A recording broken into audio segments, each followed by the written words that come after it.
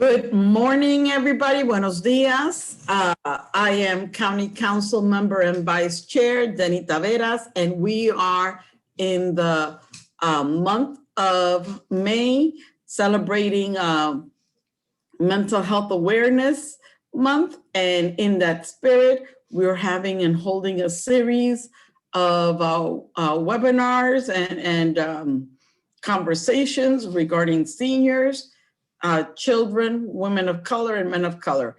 Today, at this time for the next hour and a half, we will be engaging on children's mental health. And we have with us a stellar panel that will be having that conversation.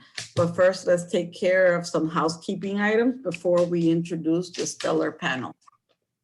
Hola, soy la concejal Deni Taveras y vicepresidenta del Consejo de Prince George's County. Yo represento el distrito número 2 y quería hablarle, este mes es el mes de la salud mental y queríamos hacer varios talleres en reconocimiento de este mes para enfatizar la necesidad de reconocer que la salud mental es importante en nuestra gente de tercera edad, en nuestros niños, en comunidades de mujeres de color y hombres de color. Esos son los 4 talleres que vamos a tener. Actualmente ahora tenemos el taller acerca de los niños y tenemos un panel extraordinario. Pero antes de eso queremos presentarle que si usted necesita traducción en este evento, por favor ponga su mouse en la pantalla y usted va a ver un glóbulo abajo que dice interpretación. Y usted le hace clic ahí y escoja el lenguaje preferido. Y tenemos la señora Olga Andino preparada para estar traduciendo lo que estamos hablando o lo que vamos a hablar hoy. Y con eso, déjeme abrir el camino en inglés. I just want to mention that in particular, this is a hard topic for us here in District. Particularly, we had a lot, due to the pandemic, we had a lot of challenges. We had several suicidal attempts, and we had several suicide completions. In this, as young as we had a 10-year-old pass away to suicide, and we had a 12-year-old attempt, and a 21-year-old complete as well. So, and we might have had some other ones that I may be not fully aware of, and we're trying to protect the privacy of the individuals at hand. And so this conversation is going to be very real to us here in our community. So I just wanted to highlight that. Vamos a tener una conversación bastante fuerte acerca de la salud mental de nuestros niños hoy. No sé si saben, pero sí tuvimos, en particular en nuestra comunidad, este tópico ha sido bastante fuerte, dado que perdimos una niña de 10 años a suicidio, un joven de 21 años a suicidio y también un atento de suicidio de un niño de 12 años.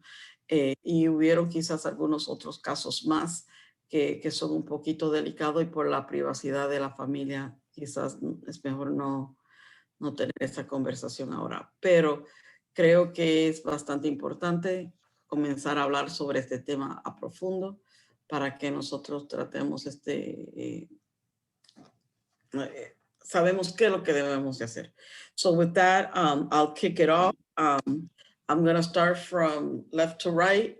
And I want to thank the panelists for coming here today, the stellar panel. I'm going to start with Ms. Cheryl Aguilar, who's been phenomenal working with her in the past. Would you like to introduce yourself? Absolutely. Well, thank you for putting together this webinar, and this is such an important conversation. And the more conversations we have about mental health, the more we can shatter stigma together.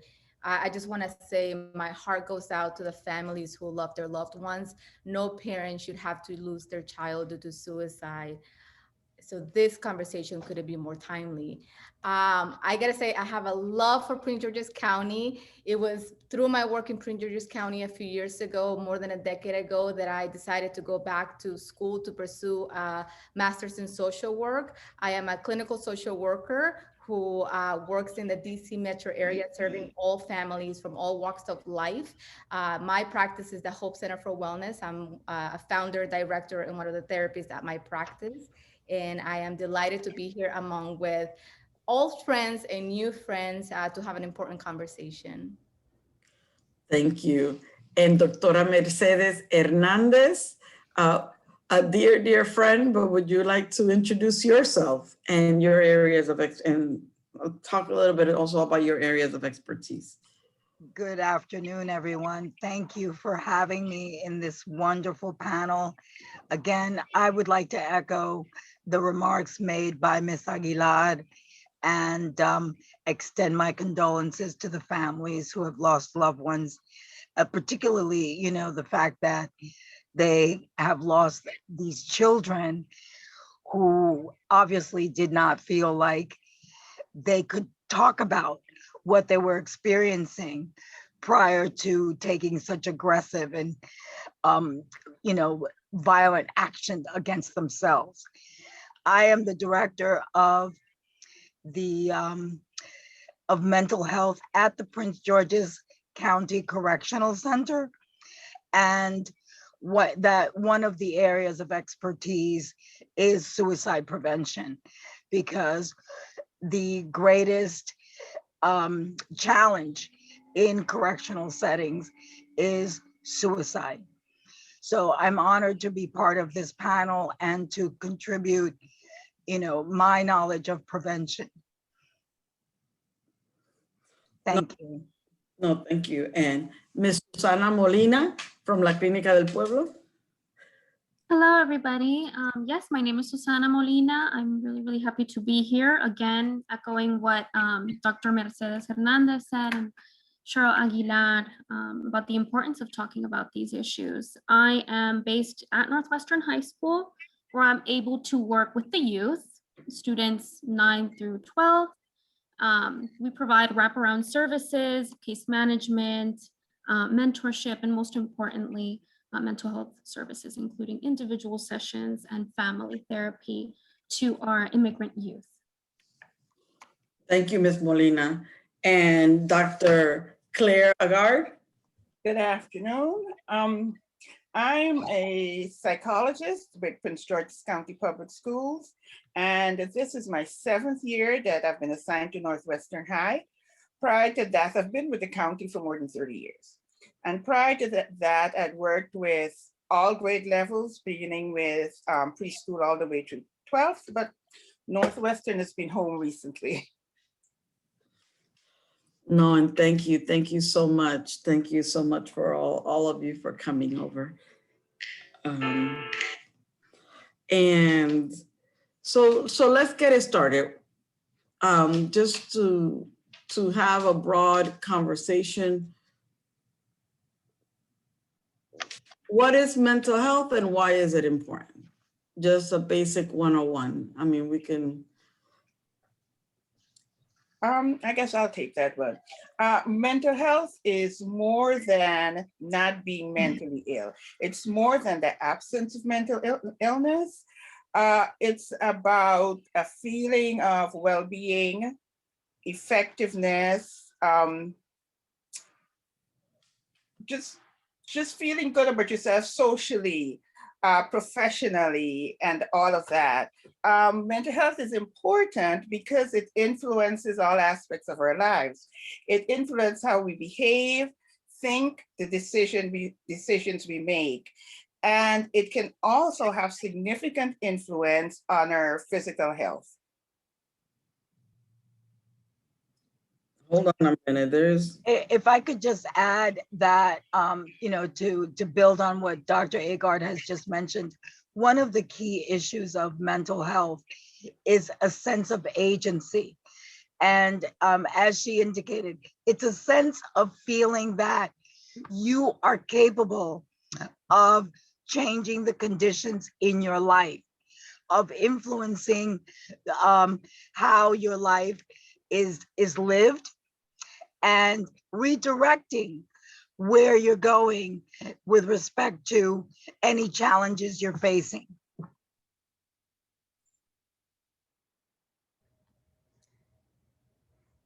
sorry, I'm trying to calm my dog down. What are the mental illnesses? So what are some of the mental illnesses for people that may not be very familiar with this, and who is at risk?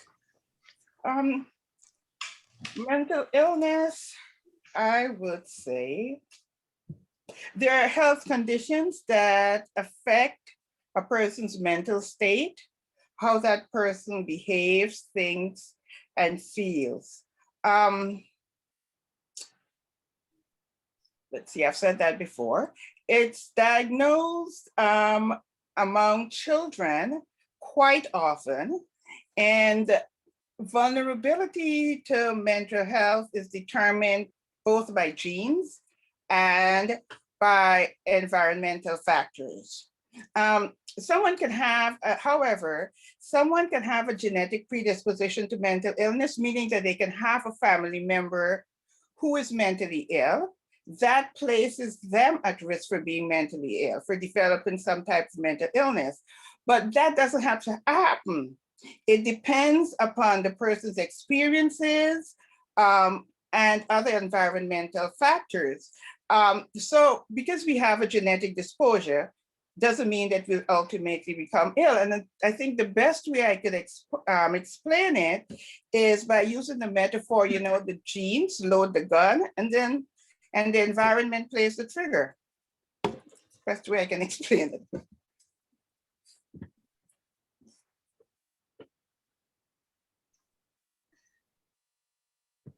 And I think we would say that anybody could be at risk. I mean, like the predisposition and then combined with the environmental elements. So what are the more common types of mental illnesses that you do see among children and teens who suffer, and what do they suffer from, and what are the risk factors that we see, at least in this area? Yes. So like I had mentioned, I am working with primarily with youth, immigrant youth from Central America, but obviously all over Latin America and the Caribbean. But one of the main things that we see, especially because we're taking into account that the majority of our youth cross the border, right, is PTSD, anxiety, depression, a lot of adjustment issues that students go through, obviously that are influence their academics and how they interact, how they feel at home as well. Touching base into, you know, attachment, especially if they've been separated from their families. And so we do, okay, I think that that's a really important point to highlight, that in these cases, the children that are disconnected, especially because if they are recent arrivals to the country, they have to get reconnected with their families. It's new environment, and maybe they've never met their parent before. Yeah, definitely. Yeah, that's one of the biggest factors that we see day in and day out, especially during the pandemic, that now they're trapped at home essentially, you know, so being in school was our youth's way of kind of having that escape per se. Yeah, and not only, and mentioning the fact that, you know, maybe a little bit of the resentment that exists from having been left behind. Absolutely. And so those are some really sensitive things that I do think we want to be talking about with regards to maybe having a little bit of that conversation. You know, one of the things I've seen with that group of kids, the kids who are meeting their parents for the first time, they may come and that parent has a spouse who they've never met, and new siblings. And the newcomer feels like an outsider, feels that the other siblings are being favored. And it's a very, very difficult situation for them. I've often had students in that position say that they'd prefer to go back to the grandparent or to the aunt or whoever was raising them. I might also add that I think part of what the work we also need to do is to help parents understand that while you're still a parent, you are new to this young person. That yes, this is your child, but the relationship of parent-child has changed. And sometimes I think parents don't quite understand how the relationship has changed if I'm still your mother, if I'm still your father. And it's that transition that then can sometimes increase conflict. Right. And I just want to echo what everyone has said and also talk about how when we're working with newcomers, we also have to be working with the families as a whole. I know that that reunification piece, a healthy reunification with child and parent is really critical for the child's development and adjustment into their new environment. And I know, for instance, like Clinica del Pueblo has a phenomenal group called Mi Familia that kind of deals with some of these topics. We at the Hope Center also do a lot of work helping families who are just reunifying, be able to kind of build that bond and restore that emotional attachment that was once ruptured through the separation.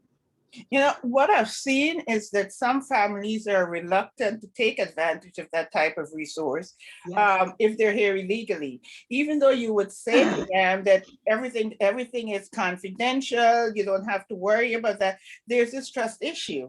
And they may need the service. We may tell them about the Clinica and other resources, but they're very, very hesitant to take advantage of them. Right. And I guess the thing that has to be reinforced is that it's a confidential service. Nothing about you is shared with anyone, not the cops, not immigration, not your cousin's sister, the school, nothing. And let's dig a little bit deeper into that, because I think, and maybe this is a little bit of us getting a little bit ahead of the curve on this issue, is that immigration is a highly stressful experience. And it could also, in and of itself, it could be very traumatic. So how do we, I mean, we have to be able to engage in the conversation of how that trauma looks like when you've got to actually walk over 1,000 miles, you know, and that experience that a lot of people could essentially have PTSD. Right. Many do, actually. And I think the place to start often is to commend the courage that it took to embark on such a journey, to, to leave everything that is familiar behind and just go into the unknown. It's like saying, I'm going to the space station, because it is even though they may have heard stories, anecdotal stories, each person's experience is completely unique. So that some people have a support system from start to finish, some people do not.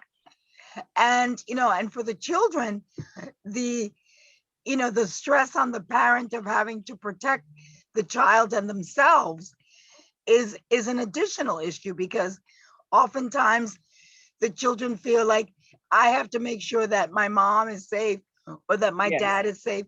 So they too take on some responsibilities, even though the parent may not be assigning that responsibility. But in order to maintain that family cohesion, they join in that responsibility.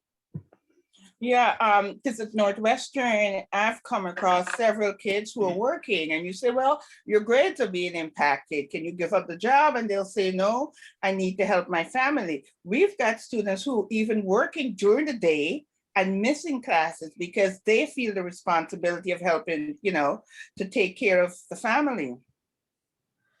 But No. also, let me ask you this. I mean, is it also that in their country of origin, that was also the expectation, Mhm. so they're bringing Yeah, that with them? yeah, possibly.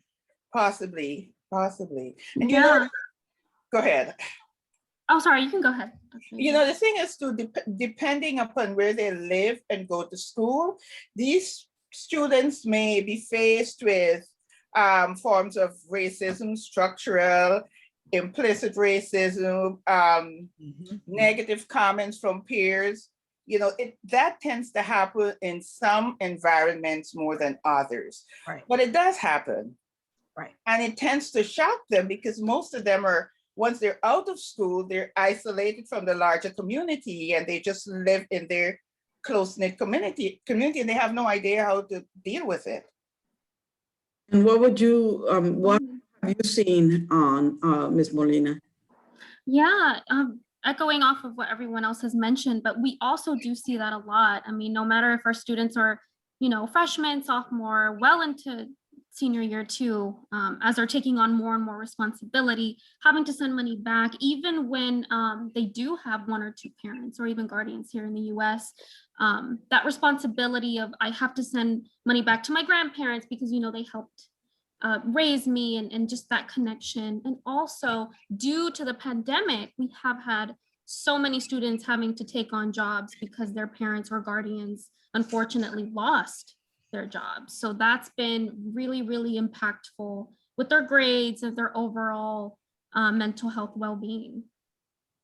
You know, and the thing is too, sometimes when the kids are going through all this, the parents are unaware of it because they're too busy working 2 and 3 jobs, trying to provide for the family. And even if they are around, because they haven't been exposed to that kind of thing, it doesn't, you know, occur to them that my child may be stressed and they're things we need to talk about. And I that's think that's the thing. Sorry. Sorry. Families don't know what stress is, and maybe families don't know what mental health is. This is not a topic that in many of our communities we talk about. I think I discovered about mental health like when I was a youth or maybe a young adult. I think it's really important to have this conversation, since as we're talking about solutions, and we have the school system and we have a clinic and we have a private practice and we have a correctional facility. I think it's important to underscore that we cannot do this work in isolation and we must work in coalition.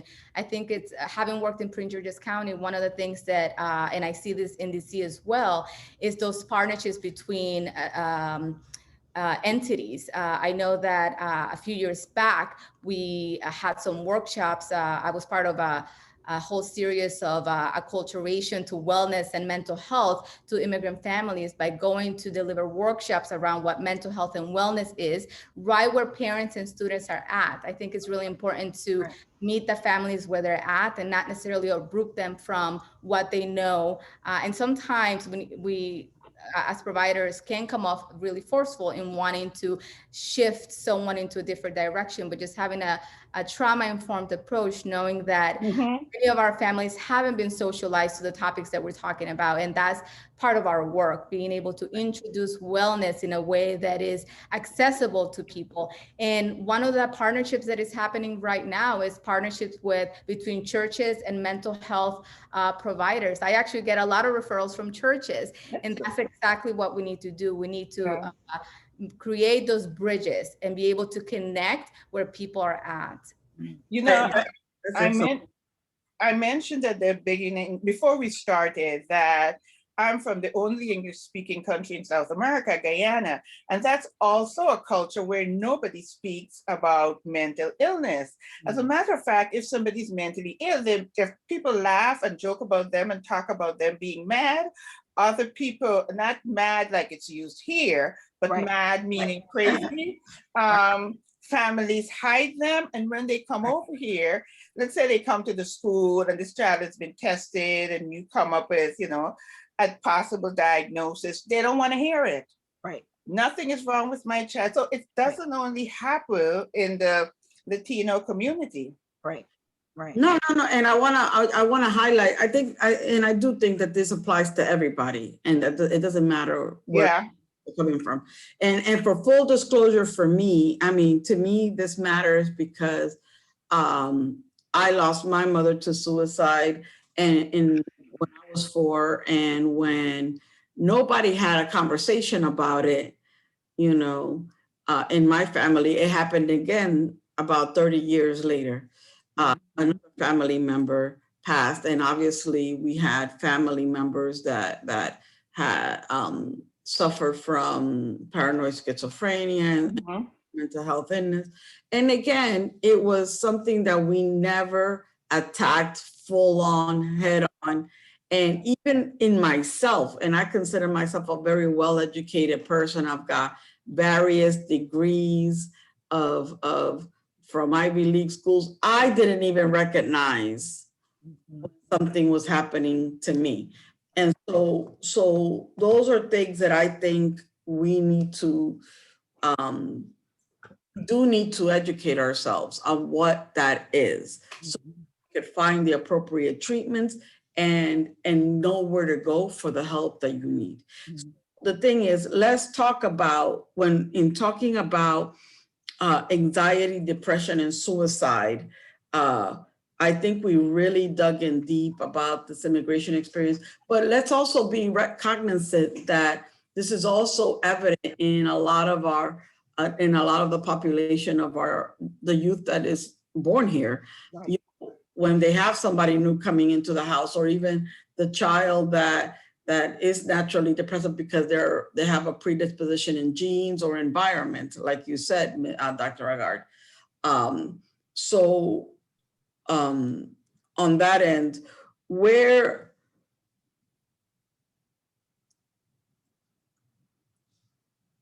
how is that exhibited in the children? How do we see that level of stress, the anxiety, the depression, and even suicidal ideation?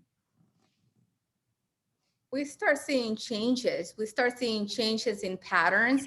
We see changes in their ability to sleeping more and less than they normally would, changes in eating, they eat less or more than normally would, changes in behavior. I get so many calls from parents calling me, letting me know that their children are malcriados, or they're rebelling. So we start seeing a child that we no longer know. This is not the sweet child that I know. We see changes in mood. We see isolation. We see withdrawal from the things that they normally like to pursue, and on top, and in connection to suicide, we see a lot of hopelessness, feeling like whatever I am going through is not gonna get better. Right. And I know we're gonna go deeper into the science, but what I like to tell parents and families is that anxiety and depression, that physiological changes can look very similar, you know, the changes in patterns. And what I normally like to ask people is, let's identify when we are at our best. What is our baseline? And whenever we start departing from our baseline, and that impacts different areas of our life, like our relationships, our work, our home life, and many other areas, is an opportunity to evaluate and maybe potentially talk to someone. In kids and children, these symptoms may look a little bit different. The one thing about depression and anxiety, and the way that I like to explain it, is that anxiety is fear of the uncertainty. You know, if this is like a movie and we fast forward, we're thinking about the future and we're worrying and not able to manage that anxiety. And depression is usually connected to something that has already happened, and we ruminate about it. We're not able to kind of move past those thoughts. But what they both have in common is the changes in different patterns and in mood. And I know that we're going to talk a little bit more about suicide, so I will pass it on to Dr. Hernandez before I keep on going and take all the space. No. I mean, just to sort of underscore what you pointed out, these changes in normal patterns of behavior are the first signs that we need to attend to. In children in particular, you know, you have to pay attention to the fact that they may not be able to express the deep level of hopelessness or helplessness. They may just say, I'm bored. So boredom, it can be a marker for that sense of apathy, that sense of this vague sense of, I don't know what's going on in my life.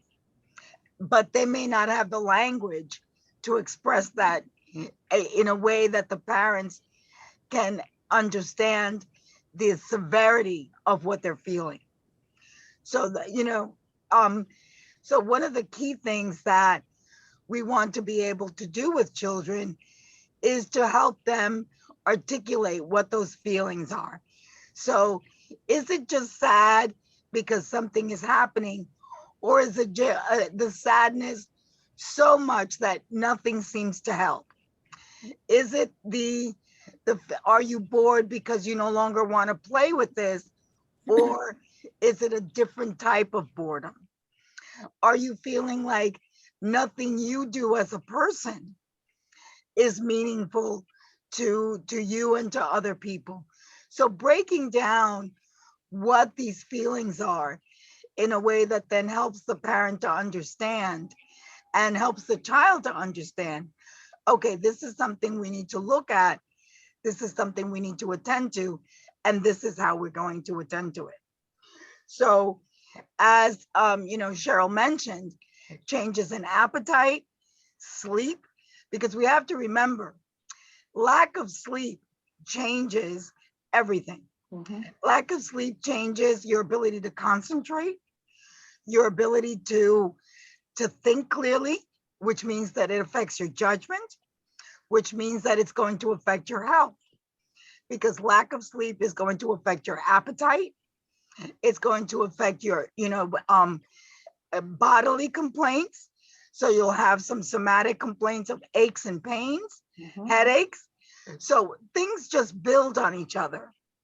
So these are all things that we need to really start to unpack so that we can look at what is, where is this child with respect to the continuum between depression, anxiety, and something else.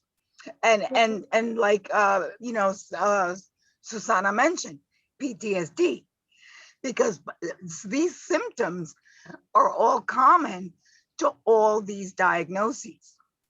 So that we need to be able to look at, what are the elements and what are the factors that are contributing to each of these emotions and sensations, and both the social, environmental, familial, emotional, somatic. So we want to look at everything in order to be able to really, determine what's going on with this individual and this child. And a couple of other things I wanted to mention is that you may see a child who is normally well behaved suddenly become irritable, Right. becoming angry for what seems like no reason, having out of control behavior, and this behavior may carry over into school so that they're being disciplined. Right. And so when none of this is typical of your child, Right. and all of a sudden it starts happening and it happens frequently, is Right. something that you should be concerned about. Right. And most importantly, one of the things that if a child or if anyone says, I'd rather be dead, Mhm. that stops everything. That you hit the brakes immediately, because that needs to be attended to immediately. There is no such thing as, oh, I was only joking. No. If someone says, I'd rather be dead, I want to be dead, I'm going to kill myself, that is the biggest red alert, because anyone who has ever committed suicide has mentioned it before. The other thing is sometimes parents, when they hear that, and I'd call them and tell them what's going on, oh, he just wants attention. Correct. I can't be bothered with that. I mean, I've had incidents where I've done a suicide risk assessment and determined that the kid needs to be taken to the ER, and you call the parent and they refuse to come. Right. Because that child just wants attention. No, the child just is crying out for help. Right. And if you don't help, Right. it could possibly lead into something else. Right. But the thing is, it is accurate to say they're seeking attention, because the attention is, I'm drowning. I don't know what to do with this. Somebody please come to my rescue. But see, that's not what they mean when they say. Correct. Yeah. Correct. So see, this is what happens when we have too many Caribbean folks. I mean, y'all don't say anything. It just gets away. It just gets away. So let's go back to a couple of the things that I found really interesting in the conversation that I think that, and some of the things that I think that is still missing. So I think that evidence of heavy drinking amongst early youth, I think is also Yes, yes. issues of when we start look at what we say is compinche, like what kind of people you start surrounding yourself with. Is the people start changing on your child. Right. That's also an issue. And so we could talking about that and looking at the fact is that and I guess this is the nature of more of a bipolar type of a discussion, that instead of yes, you have the hopelessness, isolation type extreme, but then you have the other extreme, which is the manic, Yeah. right, the manic behavior. behavior Right. that starts to kick it off, and you're in the street, you never come home at night, you know. Right. See, Right. I refer to that more as kind of at-risk behavior, because if we tell parents the manic behavior, I think the first They don't thing- understand. They Yeah. don't Right. understand. Yeah, But- I think at-risk behaviors that can put them at risk for they becoming involved in the juvenile justice system, being Correct. killed or something. Correct. At-risk behaviors. And so I mean, it's a little bit of a delicate situation, but the child that just finished or the alleged incident with the child attacking the cab driver. I haven't heard of that. Huh? I haven't heard about it. Yeah. The middle school case, I'm sure Dr. Hernandez is working with that. It's a 15-year-old Right. Hyattsville Middle Right.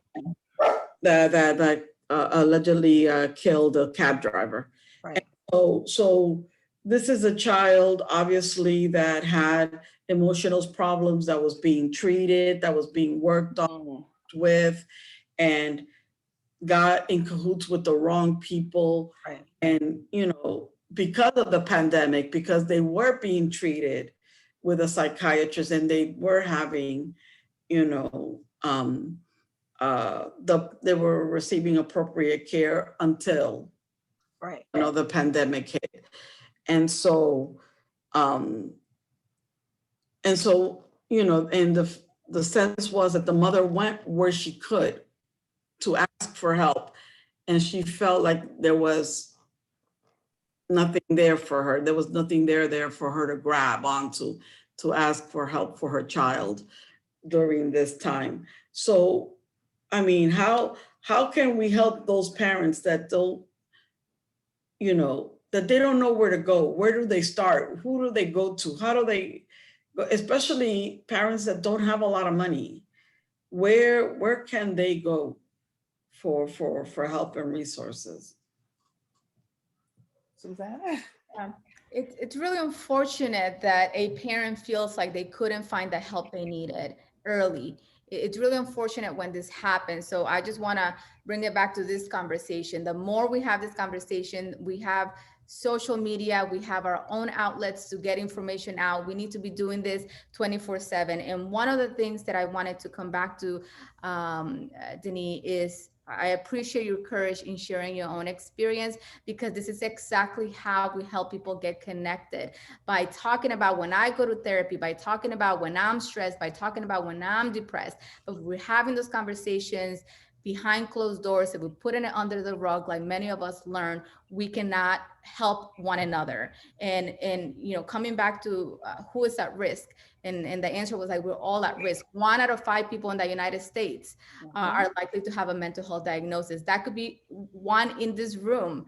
So Right. this is what's happening. Right.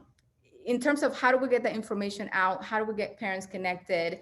I appreciate what our communities in terms of the school systems are doing in embedding services for children and youth. That is exactly where we need what we need to be doing more of. If there's funding out there for services, we need to connect services to where our communities are already frequently going. And in all of our communities, we have clinics like, I know Susana's probably going to talk more about this, like Clinica de Pueblo, like mirror centers.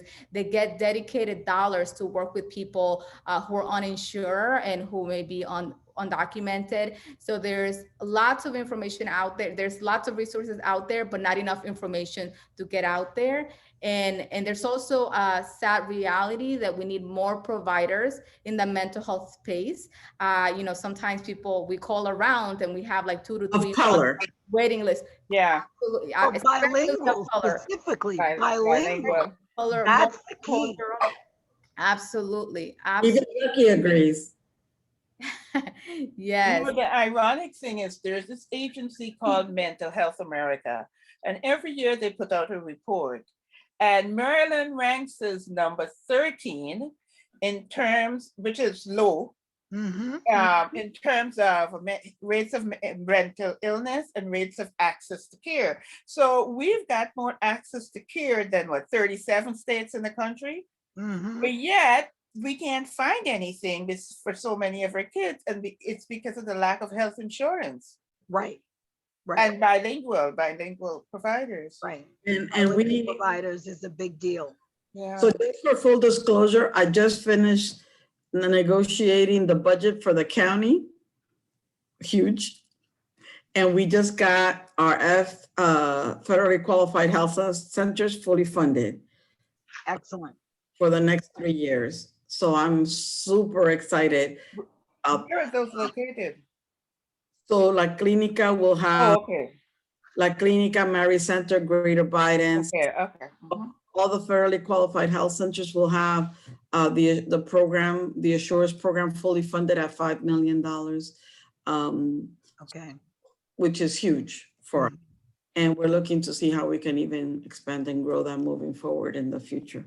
I think, you know, one of the things that parents need to realize and remain cognizant of is if someone isn't mentally healthy, they're not going to be successful at anything. Right. At school, on their job, they can have health problems. Right. It underlies everything. So you need to take care of your children's mental health, because by doing that, you set them up for success in other areas of their lives. And, you know, research is showing that talking about mental health and even suicide as early as kindergarten is necessary. You know, you talk to children at the level that they understand, just like you talk to children about death at the level that they understand. You know, a child of 3 processes a death in a different way than a child of 6, than a child of 12. So you revisit the conversation with a different level of understanding at each age point. Wow. And I just want to, I know that there were 2 statistics that had always stood out to me when I was looking into this issue a little deeper, that that African-American males, the young African-American, like 18 to 24, some of the highest in their age group to be suicidal. Same for Latina young women, 12 to 17. Correct. You know, I think recently I've seen more recent statistics that are showing that the females, the rate is still high among African Americans and Latino children, but the rates are higher now among females. And apparently since 2000, these are statistics from the CDC, and the rates of suicide in general among kids have been increasing since 2007. Steadily. Correct. Probably due to cyberbullying too. That's a part of it. Yes, that's a huge part of it, definitely. And across all youth and young adults between 10 and 24, like suicide is among one of the high, among the second highest. Right. The second highest. Yes, the second leading cause of death. Correct. And you know, and then there's the LGBTQ group. Yes, Among them, suicide is about 8 times higher than it is Wow. among other teens. yes, Wow. And so, you know, in these cultures we're talking about, right, Very stigmatized. it's very stigmatized, and it's hard to get. I mean, one student I'm working with, I've been working with him for 2-3 years. His mother tells him to pray. right, And the reason he's homosexual is because he doesn't have a good relationship with God. right, And I said to him, okay, you need to pray. And I've said this to her, but he needs, you know, your support. right, right. Yeah, faith without works. I mean, that's a whole nother day of Yeah, conversations. Mhm. Yeah. No, we were just You know, having. when I was at High Point, I remember working with one teen, transgender teen, who had made 6 or 7 suicide attempts. Mhm, mhm. No, and I mean, in trans in particular are some of the highest, Yeah. highest Right, rates of Yep. like suicide, murder. I mean, all kinds of vulnerabilities, rape, all kinds of things. Yep. right, Yeah, and I think the reality is that there's a lot of pressures among children and teens. You know, adolescence is a great period of challenges and opportunities, and our kids need to feel connected. Our kids needs to feel like they're seen, heard, and understood. They need to feel like they belong. And you know, during the pandemic, they lost a lot of the things that are part of their well-being. right, Connecting with others or socializing in the way that they normally would, going to their Right. soccer teams, going to all the extracurriculum activities after school. So we have uprooted them because of, you know, the crisis, that the pandemic. Right.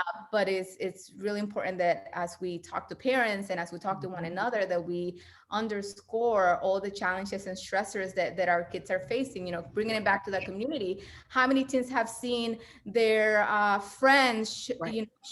shot at schools, and Right. and there's vicarious trauma too. It may not be happening in their community, but they get to watch it all the time through the media, and it's happening in their community. So there's all kinds of things happening environmentally. You know, Right. Black and brown lives being shot by police. I mean, all of these things are adding to the stress of our Yep. young people. Right. And the more that we find those services, there's a resource for all people that all of us can get trained on, the mental health first aid kit. Right. If you Right. Google that, or we'll share the link, all of us can have access to how to identify the signs and how do we connect someone to services too. We, you know, for parents and families, we can start off with our primary care doctor. That's one place I normally tell people, like, if we don't know who to ask, hopefully we're all getting our physical, right? And we have a relationship with a primary care doctor. So let's connect with them. They will delegate to someone else, or or go to your church, or go to your counselor, or go to your teacher. Someone will have an answer about where to go from there. You know, do. people in the mental health field have been talking about racial trauma for years. Yeah. But finally, you're hearing conversations outside of that group of people. And I think people find the general public is finally becoming to the realization that this hurts. It hurts you mentally and physically. And I think in all minority communities, we need to have more of those conversations. And in terms of link, I've got a resource page where I've got information on a variety of topics. And one of the areas is all in Spanish. And the areas in Spanish is for parents, Spanish. So at some point, if I'm able to, I'll share the link with you. No, please do, please do. Yeah, that could be put in the chat. Sure, Okay. please do. The question I guess I have is also, when we're talking about these things that we're facing with, I mean, the statistics to me, I think was really shocking because I hadn't seen the most recent, I can't put it in, and in the resource, but what, for families that have the resources, I think the challenge is looking for the right person, the right therapist, psychiatrist to find the right fit. And so, you know, that's where folks like Cheryl Aguilar and her business come into order, you know, and colleagues of hers, and for people who are under and uninsured, that's where Ms. Susan Molina's office, La Clínica del Pueblo and Mary Center, can come into play there by being able to provide, you know, assistance. And it doesn't necessarily have to be here, you know, it could be at any of the locations, to be able to address those needs. So we just want to make sure that it doesn't get to the point where your child has to see Mercedes, Dr. Hernandez, in jail, right? So, No, that I am the last person you want them to have to go see. Mhm. and not because you're not nice, because I like you. No, it's this, you know, jail, unfortunately, you know, and this is a whole nother conversation, but for the past 25, 30 years, jail has become a primary source of treatment, of mental health care, because so many community-based organizations, you know, closed their doors over the past couple of decades. However, within the context of a jail setting, the resources are limited. You know, you're not going to be receiving the kind of ongoing treatment that you're going to be, that you would benefit from in the community. So this is the last resort in terms of treatment.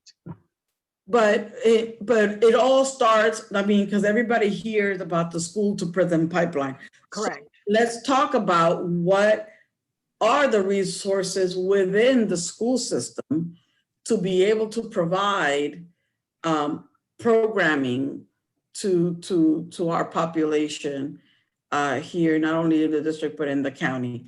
Ms. Agard, and then I'll talk. But every school has a school psychologist. And the recommended ratio of school psychologists to students is one school psychologist to no more than 800 students. We don't have anything like that. All of ours are like way over 1,000. Like I'm assigned to 2,500 students. Oh my God. And so the school psychologists are doing classroom consultation, parent consultation, counseling. We don't get to do much of because of so much of the emphasis is placed on testing. So we do see some of the students in counseling, but not as many as we like to. Last year, we addressed the county council and just everybody asking for 23 more positions, for funds for 23 more positions. We didn't get them. But what I do know, we now have an office of the mental health coordinator, and mental health professionals through that office were placed initially in last school year in 45 schools, and now they're in 93 schools. And these are schools that are considered to be at risk. And I'm not sure how that's defined. But apart from those 93 schools, other schools just have the school psychologists and the guidance counselors. And more often than not, the guidance counselors don't see students for counseling. How long are the sessions? It varies. It depends on the need. Because I may see a kid today for a half hour, and next week, because things are so crazy, I can only work with a kid for 15 minutes. And when you think about the fact that I'm at a school that's got 2,500 students, there's a program there for students with psychiatric diagnoses, which takes a lot of time. It's tough at the schools. That's why we were asking for more staff. Luckily at Northwestern, we've got some more resources like La Clinica. We've got a wellness center where there's a licensed clinical social worker from PG Mental Health Initiative. And she sees students. She's only supposed to be seeing students from that psychiatric program. It's called the ED Transition Program. But because of our lack of resources, she ends up seeing others. So, you know, we're not able to do within the school as much as we would like to do. And so our services are really pretty limited. And that's and it's good for people to understand what the challenges are. Ms. Molina, do you want to jump in? Yeah, definitely. Just gonna echo what Dr. Agard said too. Thankfully, we are one of the programs that are in Northwestern High School, and hopefully within the next couple of years, we're going to be expanding. I've been hearing different things here and there about that possibility, which is great. Can you talk a little bit about your program and what you do? And so yes, so like I had mentioned, we are part of La Clínica del Pueblo. We are called Mi Refugio, which translates to, you know, my refuge, just what the students decided they wanted to call our program. We are literally inside the school. We have our little space there where we have, it's a really, really small team. I'm the only mental health therapist at the high school for now for that program in specific. We have 2 case managers, one designated just to the freshman and sophomore, and the second one designated for the juniors and seniors. And then obviously we have our manager as well, who oversees everything. So I know I had mentioned that our program is pretty much a holistic wraparound services type program, because that's what we do: case management, mentorship, resources, and mental health. And we take great pride in that, because we know, okay, more than 95% of our students come in, they're not insured. So what do? We're able to provide free services, including referrals to La Clínica medical services, which is super, super crucial, especially if we have newcomers who have never gotten a physical and who need these kinds of services. And most importantly, you know, putting that emphasis on mental health. I have students that I see 3 times a week. I have students that, you know, little by little, they've said, oh, okay, maybe just once every 2 weeks. I've had sessions with parents because of the reunification issues. So, you know, we are very much so trauma informed. All of us are bilingual. Most of us are Central American and Latino, which helps us kind of have that connection and understanding of where they're coming from. Obviously not experts, because every client is the expert of their own story. But that's where we come in. And obviously I've also been able to be in SIT meetings and have different meetings with parents and teachers and counselors and program liaisons within the school to find different ways, new creative ways, especially now during the pandemic, to help and assist our students. And see, there's another problem that occurs. It's like sometimes we refer kids to families to the Clinica, and the parents become resentful. Yes. And they're angry with us. And I'm aware of one case where I think the parent actually went to a session last year with a student and then was angry that she was asked to go in, never went back. This kid became suicidal. And right now I'm getting like 3 or 4 emails from him per day. Yeah, unfortunately, you know, so we do have those situations where we can find a service for you, but the parents are refusing to take advantage of it. Yeah, unfortunately, every single year. Oh, I'm sorry. I think someone was gonna say. I do, but why is the parent resentful that they were sent to La Clínica? Because they didn't want to acknowledge that their child needed mental assistance. Yeah. Yeah. Or nothing is wrong with the child. Money. Huh? Yeah. And this is something that we've seen before. Every single year, I feel like we have a couple of them where, you know, the student is, they're minors. They're so excited to join. And then, you know, they come the next day and say, my mom wouldn't sign. It's something that we unfortunately see. So what we do to try and, you know, find a solution for that is call or even meet with the parent and explain to them who we are. A lot of the times it's more of a personal issue for them. They feel like they're being called out, put on the spot.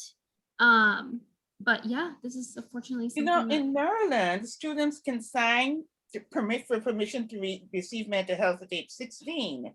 I mean, in the school system, we can't do that, but the therapist that's in the wellness center, she can accept their signature at 16, which is good. And so that helps, but because she can't see too many kids can't take advantage of it. Do you accept signatures from 16-year-olds? I do. The only thing is that we're very, very careful because there are basically two different intakes, one for the entire program and then the other one strictly for mental health. So that's kind of where the issue comes in, where if we do have a minor who mom or dad or guardian saying, no, you cannot join, a lot of the times we have to wait until they turn 18. I'll sometimes make exceptions, but we've been told to tread very, very carefully with that for liability. Yeah. I just wanted to add, like, no parent wants to feel like they're not doing a good job. And I think this idea of being called out, that there's a feeling like that when a system, we got to remember that a school is a system that represents authority for many of the families that we work with. And when you have a system calling you saying your child needs help, many parents can internalize that as maybe unconsciously as I didn't do a good job. So I think there's that and the engagement that Susana and her team and other people are doing is really critical. And that's why I think if we're looking at solutions and we're looking not just for now, but long-term, we really need to have more Susanas in every school. Now, it shouldn't just be one Susana, it should be many Susanas engaging parents, engaging the students. And we also need to look at what are our curriculums in our schools. Many schools, like in New York City, in Baltimore City, are adding to their curriculum wellness, mindfulness, like mandatory classes where you are educating the children, where we're giving coping skills to the children. So if there's a situation where the parents may not sign up for mental health, the kids are learning the coping skills they need to deal with this stressors. You know, a couple of years ago, I'm glad you mentioned mindfulness because it's something I'd love to get into our schools. A couple of years ago, I wrote a proposal to one of the higher ups in the county, trying to get a mindfulness program in because I'd found somebody who was willing to do it almost free. And my supervisor got a call telling her to slap my hand. That I should have gone through all these other people before. And it's a program that I could think that all schools can benefit from. I mean, and starting at the preschool level, because when you look at the literature, you see the positives, all that results of these kids who are exposed to it. But well, and you know, one of the things about mindfulness, I had a similar experience where my predecessor at the jail was also attempting to implement a mindfulness program, and she was accused of proselytizing. So it was like, oh my God, are you kidding me? So there was a misunderstanding of what the tenets of mindfulness represent in terms of developing self-care, developing coping skills. There was, I think the association was more religious versus health oriented. So that becomes part of the problem or part of the issue rather, is to deconstruct what mindfulness really is. That it's not a religion, that it's a form of self-care. In my situation, I didn't get that sense. I got the sense that all it was is that certain people felt I should have spoken to them and done this and done that. Oh, that you didn't follow the chain of command. Okay. So, but the other thing is, I mean, that's another issue. But the other conversation I think we also need to talk about is that, okay, this is what's available at the high school level. What is available in the middle school level? Because I know we have programs like Junior Achievement that comes for the programs in financial literacy, that every middle school student has to go through Junior Achievements literacy camp. We have programs like Latin American Youth Center, the Multicultural Youth Center that comes in certain, high middle schools, and they have programs as well. So I think we need to talk about, what those programs look like, again, because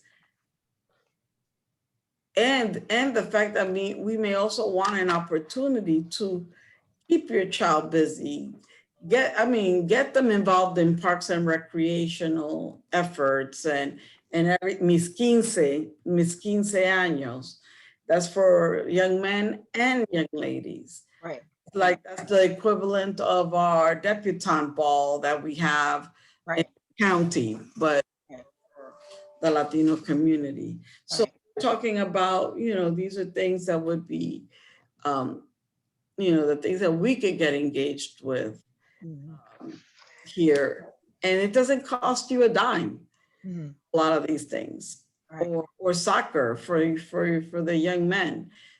Soccer is a big deal in our communities, regardless of where you're from.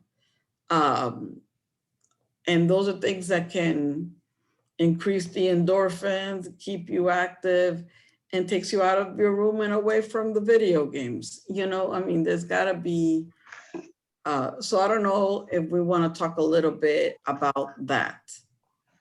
Well, and I think that, you highlight a very important element, and something that Cheryl mentioned earlier, the fact that because of the pandemic, so many children and adolescents have become disconnected from their peers.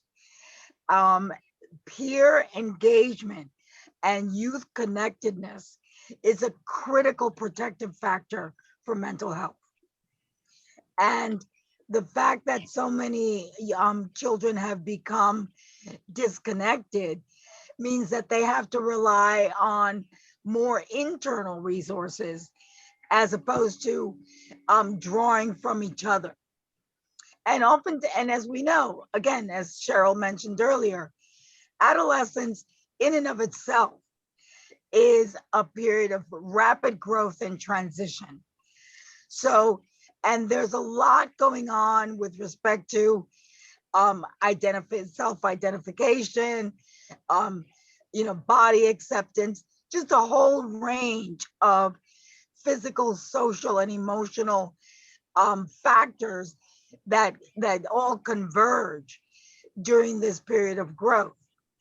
So the connectedness that you refer to. Not to mention what happens if the parents are breaking up or getting together. Correct. In the home. Correct. So, that's another ball of wax. Right. So the connectedness is, I think, connectedness to peers, to a community, to churches.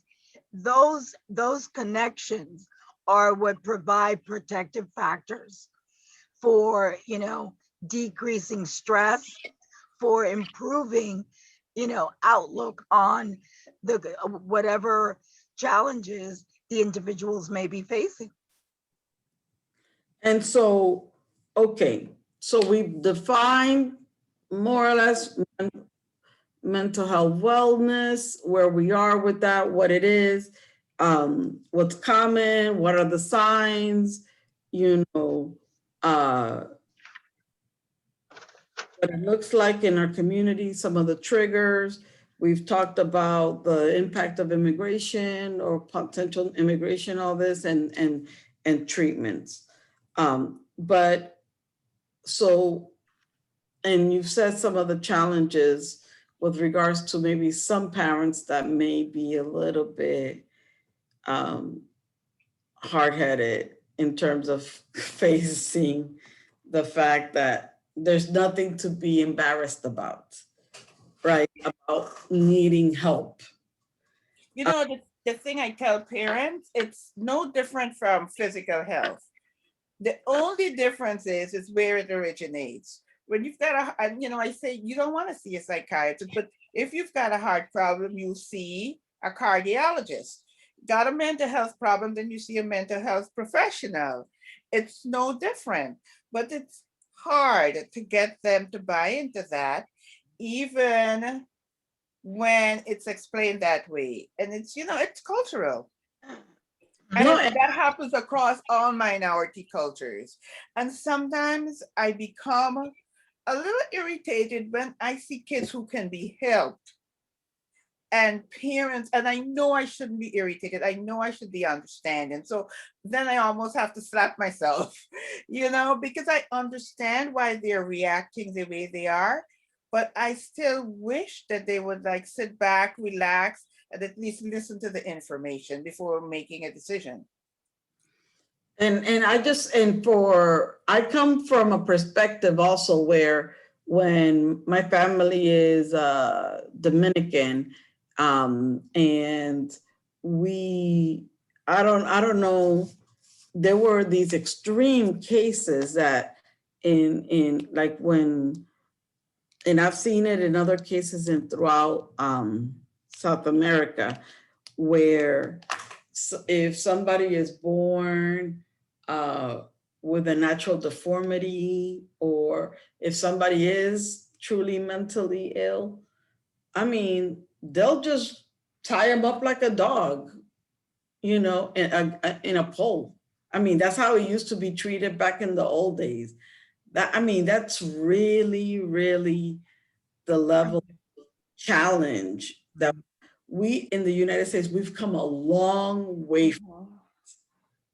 But it's not to say that there aren't people here who may not think a certain way about that.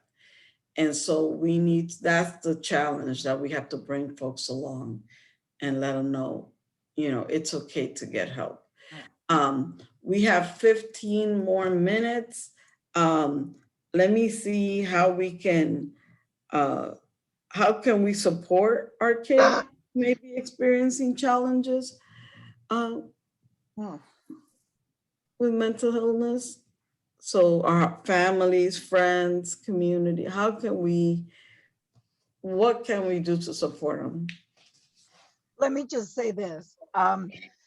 One thing that we have to always remember is that children are inherently resilient. So what we need to do is build on that resilience. And in terms of bringing families along into the care piece, we need to start, as Cheryl mentioned earlier, and as others have mentioned, meet them where they are. So what have you done? So we have to ask, what have you done that has worked? How do we build on that? When did it stop working? Do you know why it may have stopped working? And you know, what alternatives have you thought of? And let's strategize. So we engage them in the process of treatment, because the bottom line is that, you know, to create a treatment plan, the client patient has to be involved, because otherwise they are not involved in their own care. They become passive recipients of care. And that never works. You have to be an active participant in your own care. Even if you go to the cardiologist, if you do not take your medication, there is nothing that cardiologist is going to do for you. So it's the same principle. The client patient must be involved in their own care. And I just want to highlight that one of the things that we also kind of didn't touch on too deeply, but I think it's something worth maybe even touching on, is that similarly when we talked about like the use of drinking or drugs or engaging in at risk or illegal activity with the wrong set of people, so is sexual activity. Right. Is also something that I think we also may be seeing as an as a symptom of this anxiety, depression, whatever. So, or manic behavior. And so the thing is that we have to be cautious that, at least for the how do we explain to the youth that, yes, this is a time, this too shall pass. But the thing is that you don't want to do anything that is going to provide a lifelong consequence, like having a child too early or by having unprotected sex, like ending up in jail with some type of criminal charge to your record that would impede you from long-term job options to work in the federal government, to work in the defense industry where you make top secret clearance. And so those are things that I think that we want to have conversations about. I think that just the lifelong consequences, that it matters what you do today and how you respond to every incident has a real lifelong impact down the line. And I couldn't agree more with that. And I think one of the things that we do as adults is that sometimes we come and give solutions, but we need to really listen. We really need to look at behaviors as a communications. When we see these behaviors, kids are trying to communicate something that they're not able to communicate otherwise. And we have to, as adults, train ourselves to really listen attentively and mindfully to see what is it that the youth is trying to, or the children are trying to communicate. And we, listen non-judgmentally. We have to pay attention to our own language. Like I remember my first time where I decided to go to therapy. I was a young adult, like in my early 20s. I remember mentioning it to a friend, and my friend said, "But you're so strong. You are still strong if you go to therapy. You are still strong if you have a mental health challenge. You are still resilient if you have any of the things that we have discussed today." So we have to really pay attention. I'm not going to disagree. I'm going to go, I think you're even stronger because you do. Yeah. And the other thing is, I think people need to realize that mental illness is only a small part of a person. It's not all of them. It's a small part, and they need to focus on the positives. That person may have a good sense of humor, may be a great cook, whatever. Realize that mental illness is a tiny part of everything that person is. Exactly. And I say, let me tell you, when I started coming up on the age that my mother passed away, it really started to work a number on me. And that's why I was saying that's when I had to recognize, hey, hold up a minute, and I had to start looking for help because I didn't know what was happening to me.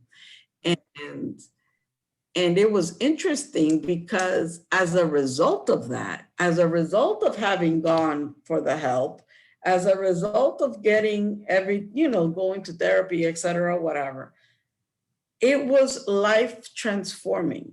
Mm-hmm.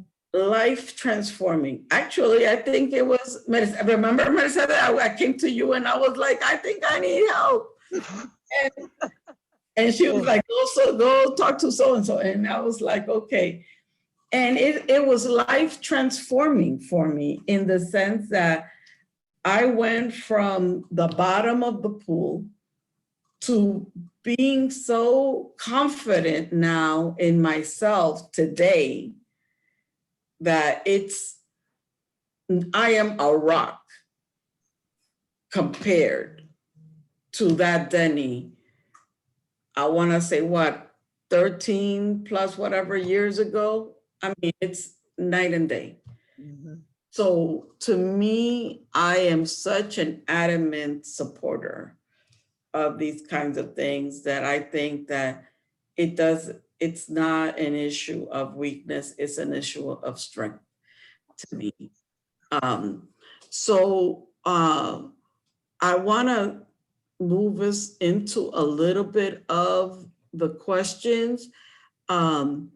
I do want to recognize Ms. Eva Richardson. She's been following us at every meeting, and that's been a pleasant surprise. And so just to let her know that I think NAMI does have, the National Association for Mental Illness, has some really good webinars she wants to share, and be able to share that that NAMI does have a support group here in the Langley Park area. So just to let her know that. And it's for families, I believe, that have children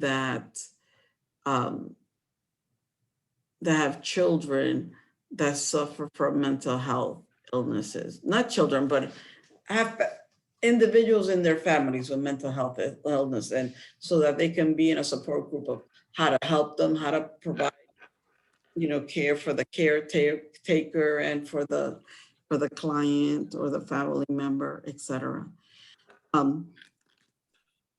Okay, and then Dr. Agard is typing on what kind of outreach is the county doing to inform the community about these resources. If you want to share. I had shared the website. I don't know if it was visible, the one I mentioned earlier. Okay. And I'll say this on that. I don't think the county I think we could do better in the county on mental health. I mean, we do mental health awareness. We have programs supporting and surrounding domestic violence. We have programs surrounding human trafficking, and we have programs, again, embedded in the school system at the middle school level and at the high school level, like LAYC, Maryland Multicultural Center, as well as La Clinica del Pueblo.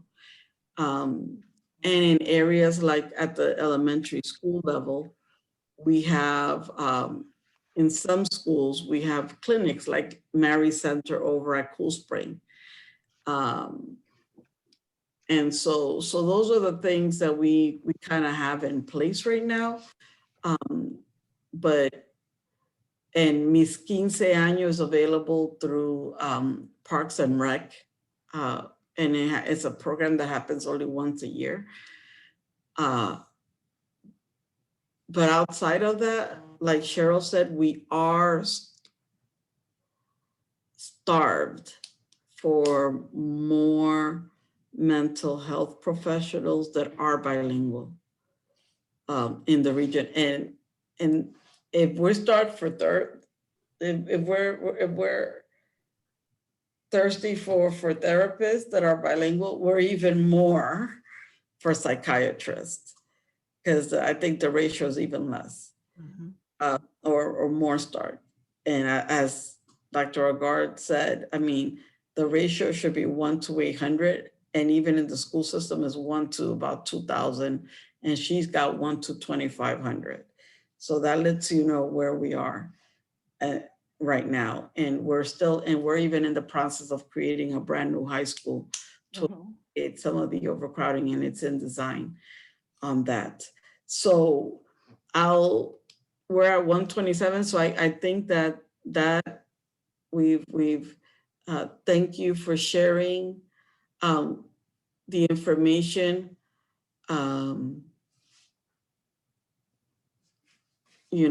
And so I want to just go around the room once again and just some last minute words to close us out.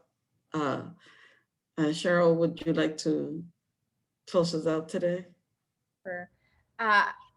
One of the most powerful decisions that you can make is make that decision to get help. So thank you, Deni, for modeling what that looks like and what it looked like in your life. All of us can be beacons of hope for someone else, for ourselves. If wherever you may be, you can either call 311 or 211. I believe it's 211 in Prince George's County to get connected to a service in your community. If you're a business, I am a business. If you're a business, this is the time to be bringing wellness workshops to your business, to your organization. I'm doing a lot of that through my center.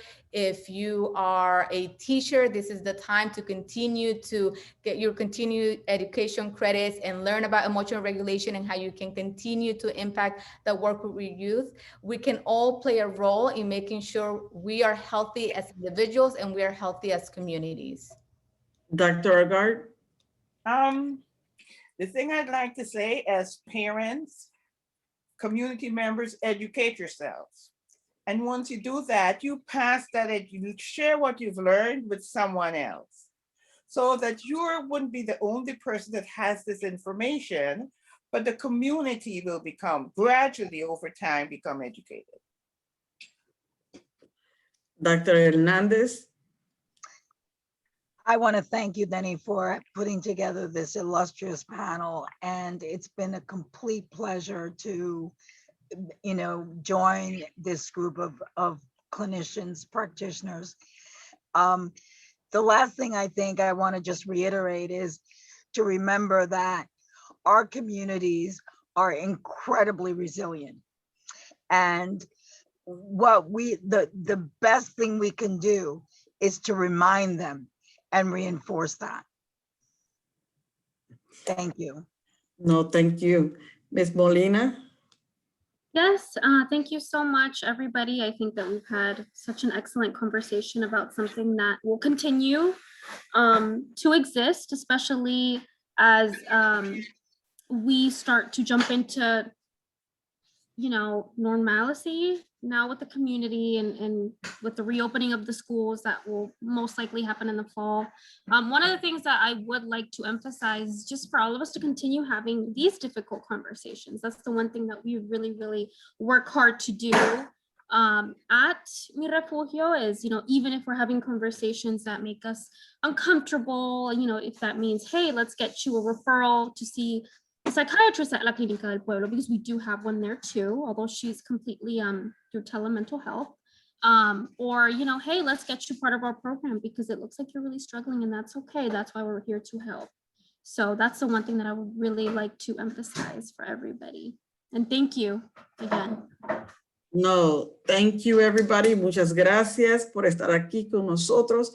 I also want to take this opportunity to thank my staff for putting this on.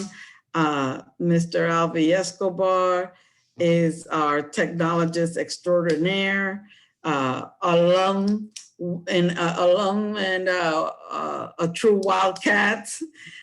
So I'm very proud to have him in my office. He does a stellar job. And Ms. Olga Andino for translating. Muchas gracias por estar aquí con nosotros. Y con eso, and with that, I'd like to say, everybody, thank you. Have a great rest of the weekend, and I'll see you hopefully all next Saturday.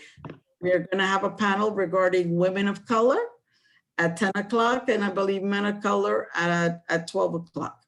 So I look forward to seeing you all then. And we have another illustrious set of panelists coming then too. So muchas gracias y estaremos aquí con ustedes el próximo sábado para nuestros talleres de mujer de color a las 10 y hombres de color a las 12. So estén pendiente para esos proyectos también, esos talleres también. Gracias. Bye.